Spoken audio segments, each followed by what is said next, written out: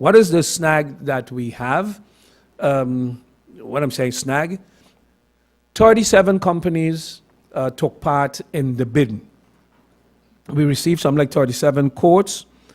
We had 5 members, 5 persons, part of the Ministry of Romi, and also 1 person, I think, from the cabinet of the Minister of Romi, who were part of the evaluation committee.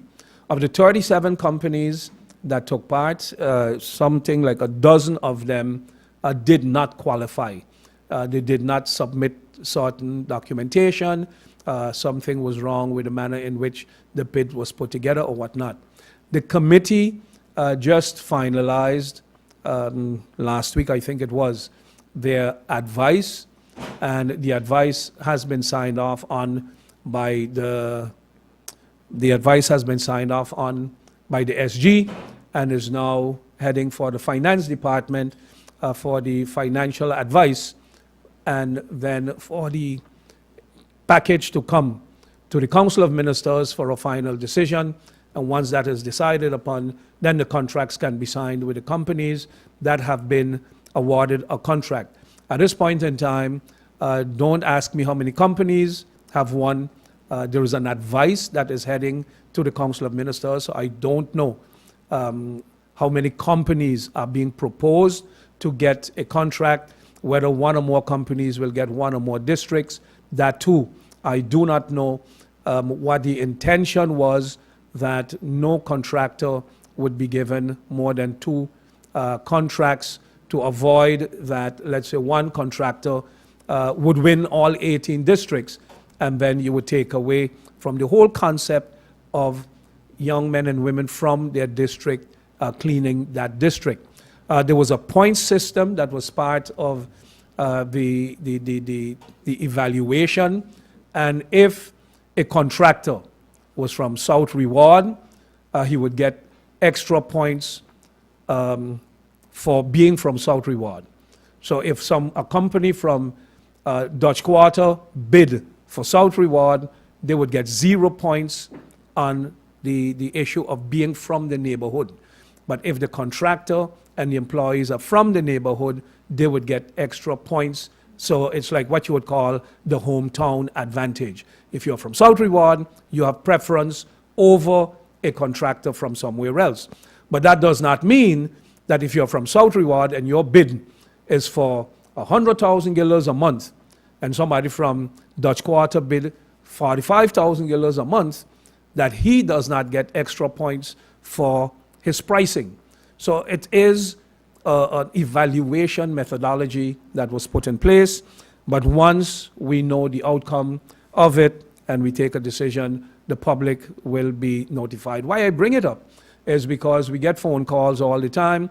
I have people from the airport who have called and said the road alongside the airport, the grass is growing, and because of the drought, the grass is brown, it is looking bad.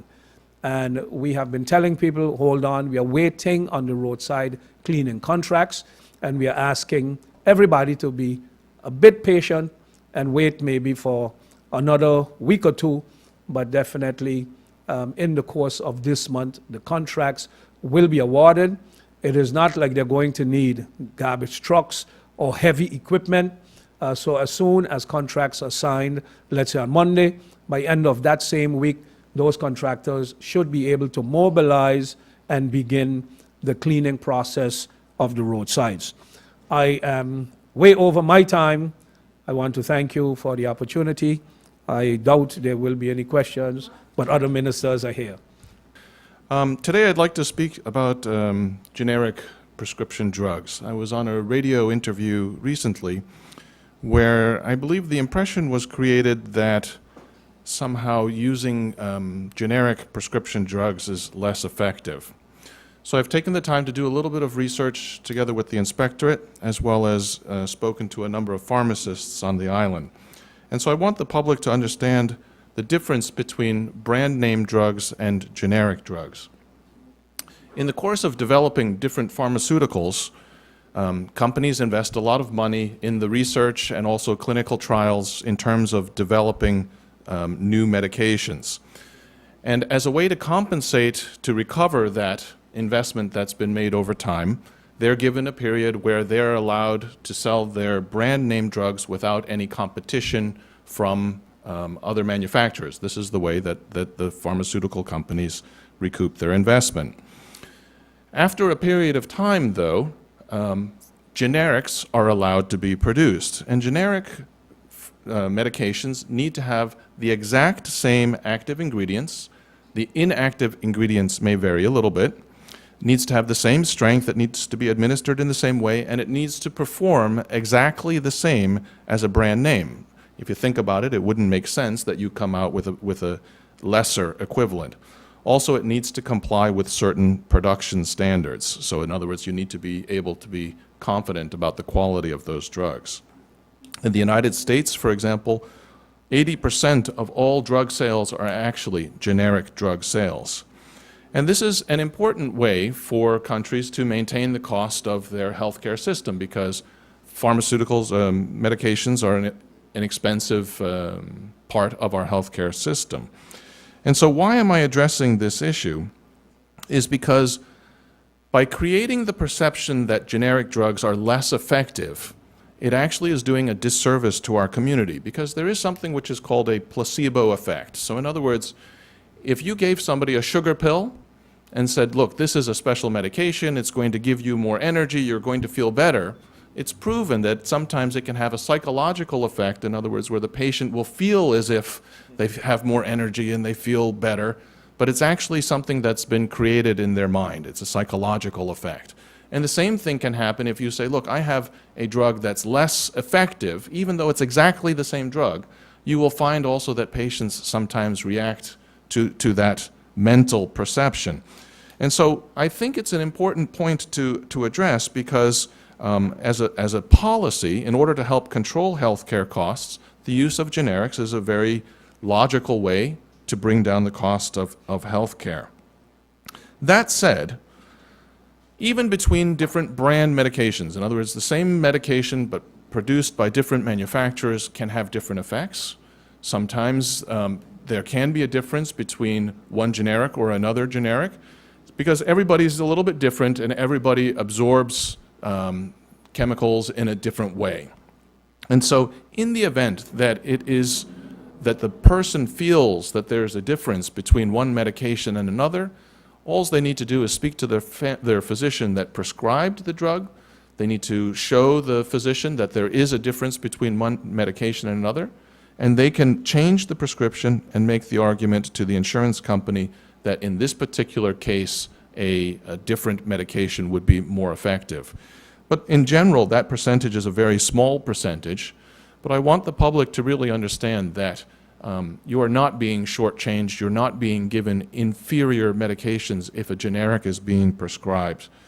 The only caution I would say is that sometimes I've seen people who purchase medications via the internet, for example, that may not be approved sources, in which case the production is not guaranteed.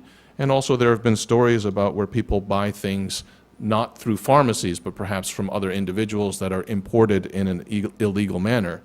And what it means is that the quality control standards are not there, and so therefore you don't have the guarantee that the medications you're purchasing are actually the correct medications. And so make sure you're purchasing it via a pharmacy, and I think you'll be safe to know that the effectiveness of what you're purchasing is there.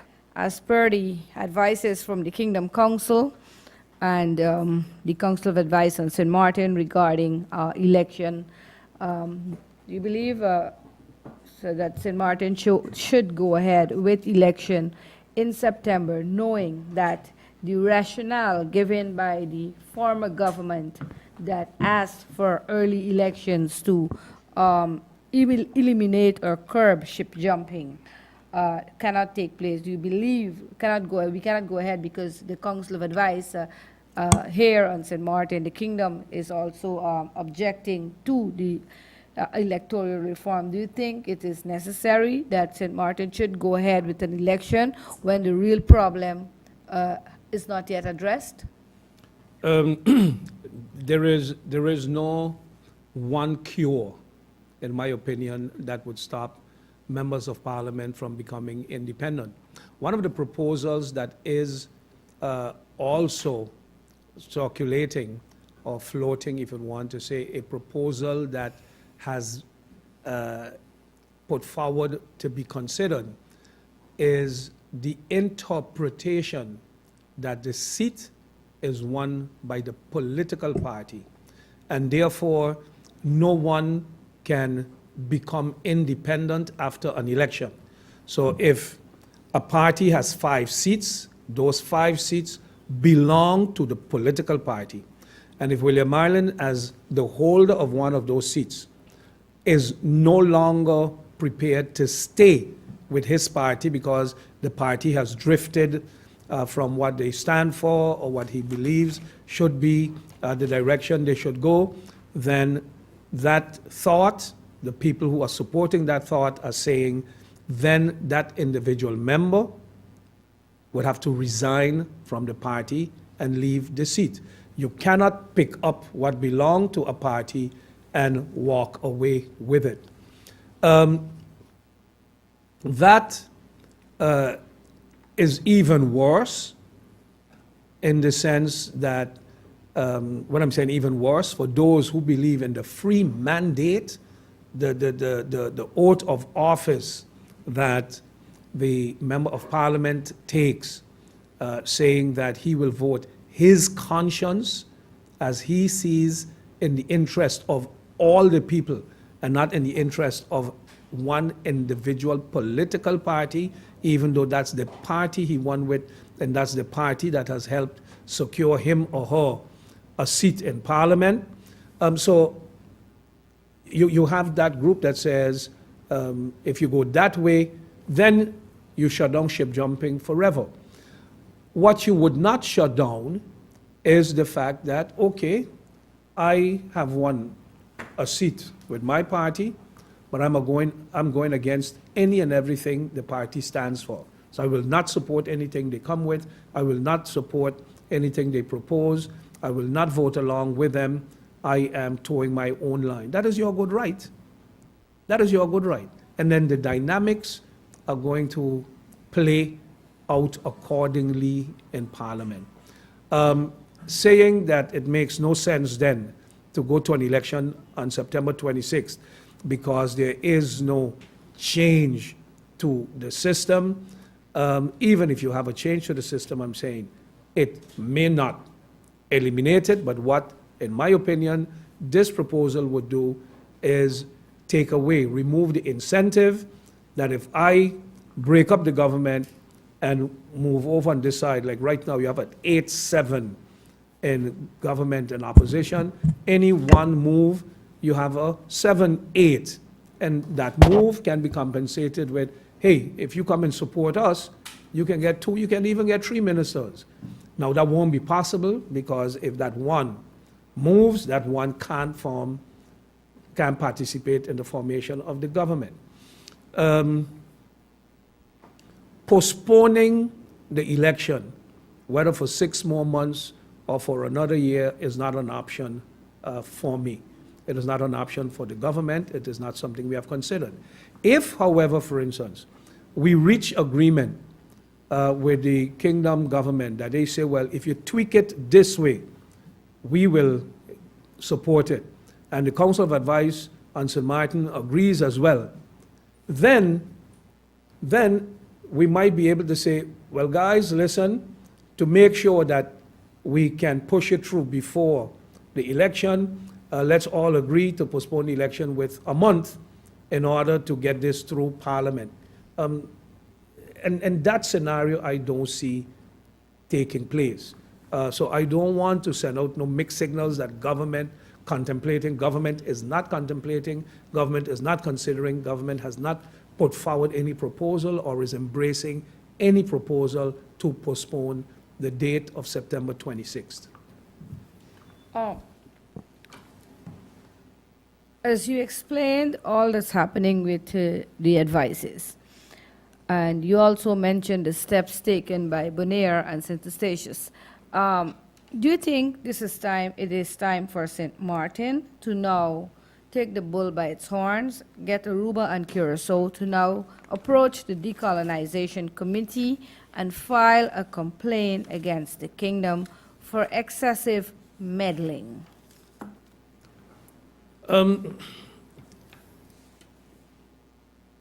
Being part of the kingdom is a choice that the respective countries have made. In 2000, the people of St. Martin voted in a referendum in which they said they want out of the Netherlands Antilles. They don't want independence. They want to remain in the kingdom. Remaining in the kingdom come with certain consequences. And it is either we get out of the kingdom, or we put up a fight within the kingdom to get certain things adjusted, certain things flexibilized, certain things changed. For now, I think that we need to deal with some of the issues that are of concern to us. But I believe personally as well that every country, no matter how big or small, should strive to become independent.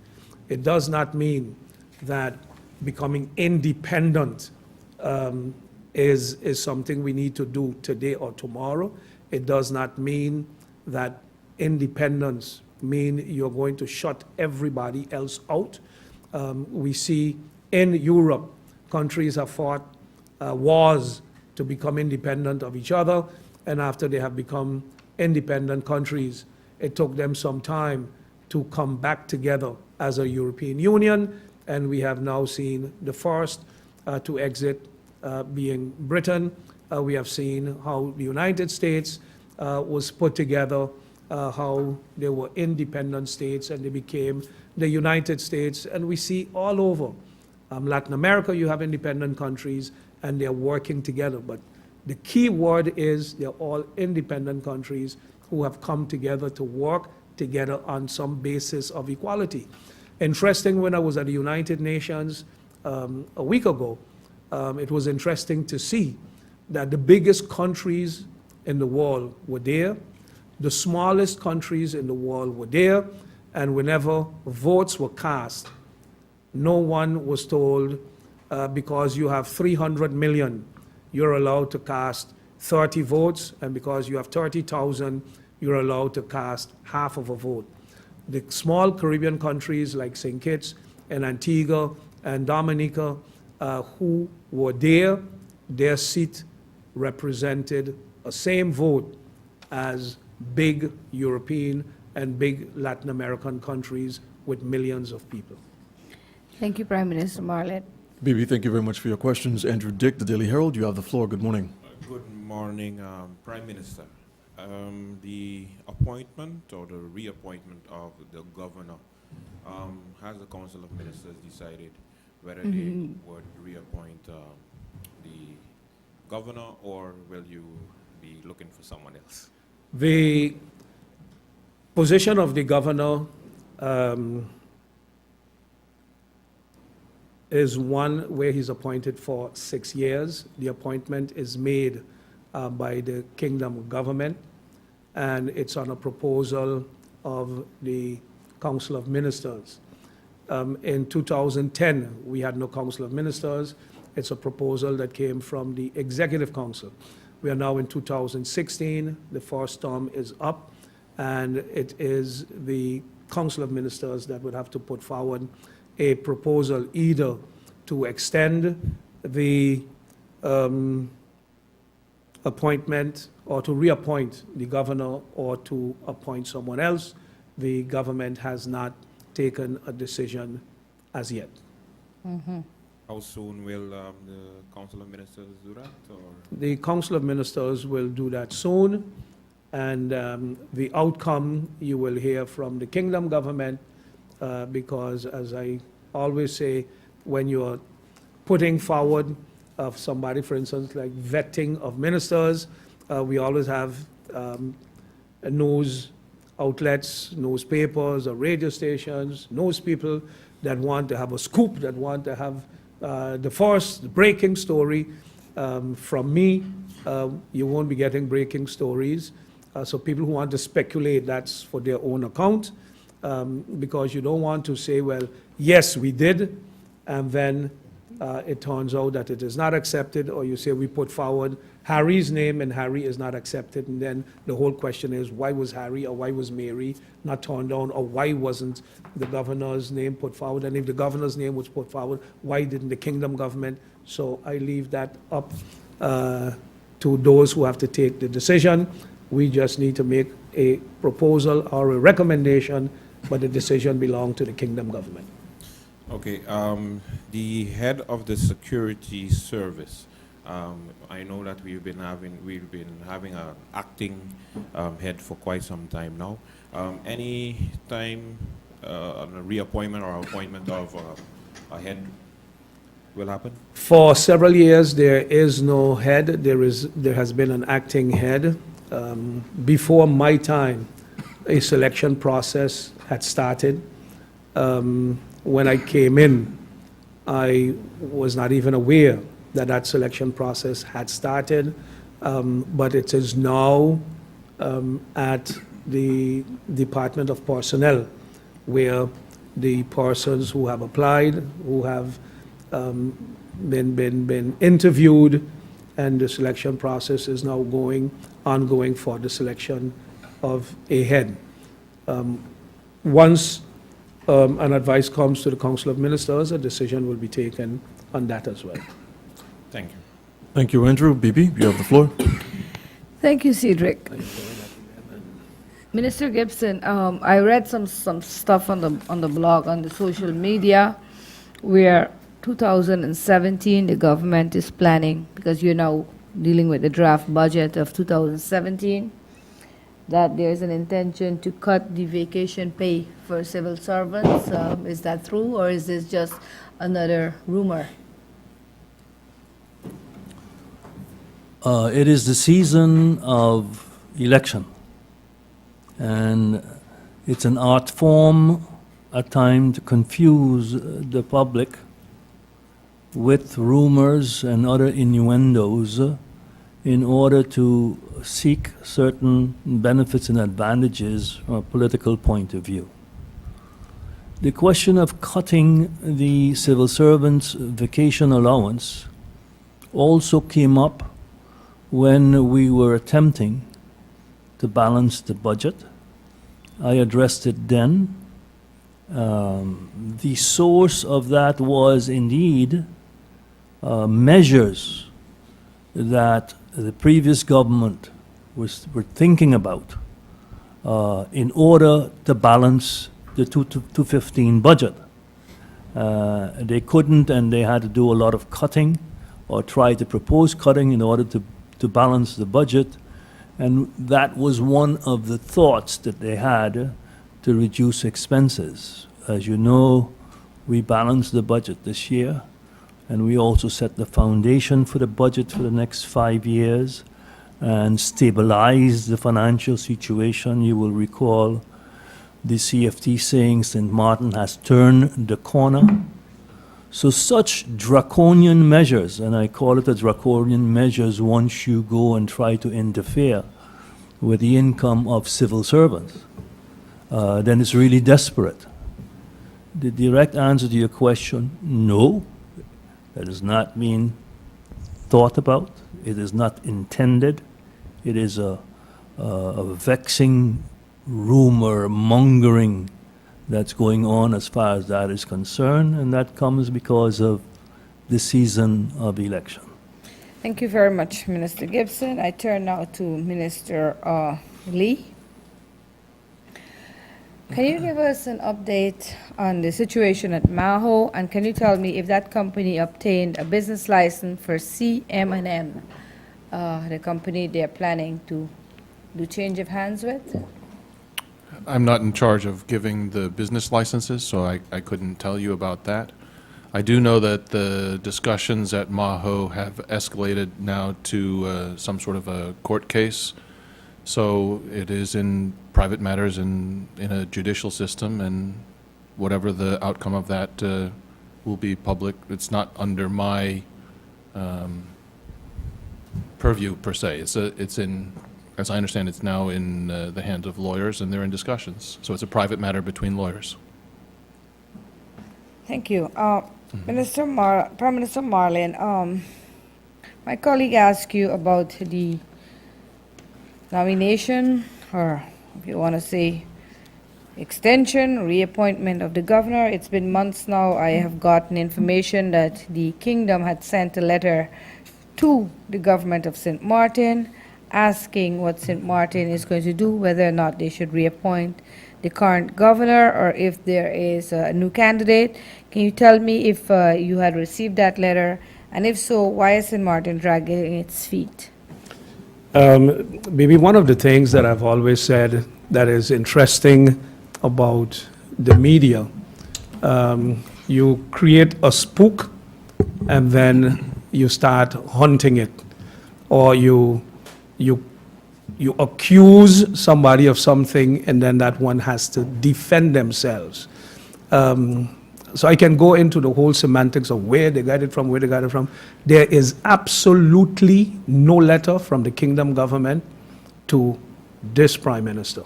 So if there was one sent to a prime minister of St. Martin, it probably was to another prime minister.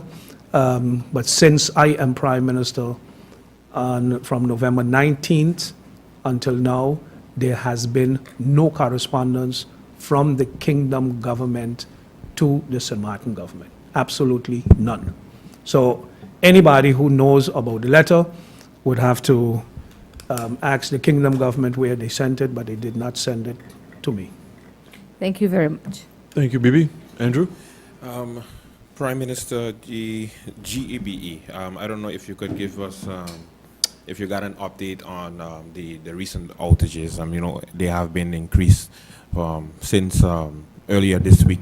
If you have any information so that the public will know. No, I was planning to call the interim manager at GBE because the complaints have been numerous. That the situation at GBE is unbearable. It is one thing if you have no electricity at home during, let's say, the day.